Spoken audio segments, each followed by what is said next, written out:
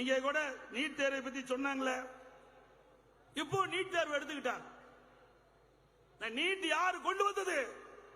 உனக்கு தெம்பு திராணி இருந்தா நேரடியா நான் மைக்கு பிடிக்கிறேன், நீயும் மைக்கு பிடி, பேசு. யாருடைய ஆட்சியில கொண்டு வந்தது? இருக்குது, ஆதாரம் இருக்குது. Notification MCI medical council of India 2010 December 21 மத்திய அரசு வெளியிடுறாங்க. அப்ப மத்தியில காங்கிரஸ் ஆட்சி, திமுக இணை அமைச்சர் நாமக்கல் காந்தி செல்வன் இருக்கிறார். அப்பத்தாயா நீட் தேர்வு கொண்டு வந்தது திமுக.